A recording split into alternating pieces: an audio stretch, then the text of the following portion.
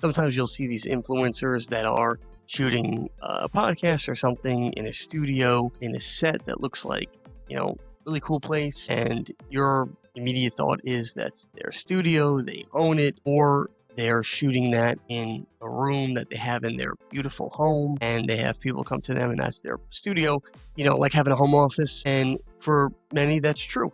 But for some, they're going and renting a studio, or they're renting a house out to do a shoot, or they're renting, a studio in a big building that has a bunch of studios in it.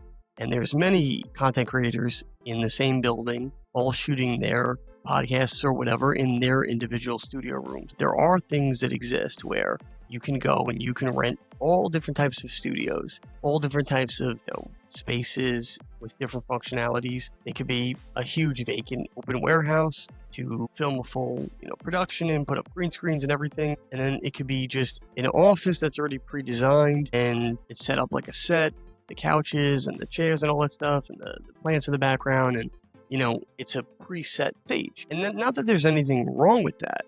That's not the deceptive part. I'm just saying that people do this.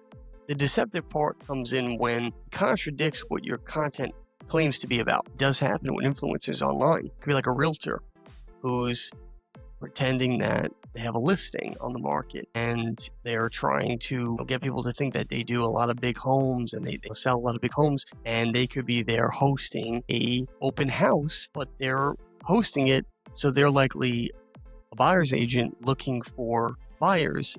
That's why they're hosting it. And the seller's agent is the one that listed it. They're not even there. And a lot of people don't know this. This is what happens most times, is the open house is hosted by people who are looking to, get leads for buyers for that home, and then they represent them. But the seller's agent, many times, not always, but many times, doesn't even do the open house because they're focusing on, listing it and getting it out there to their contacts, and they're not interested in having a whole day where they sit there and they speak to people that potentially be buyers, because it doesn't really benefit them. They're the seller's agent.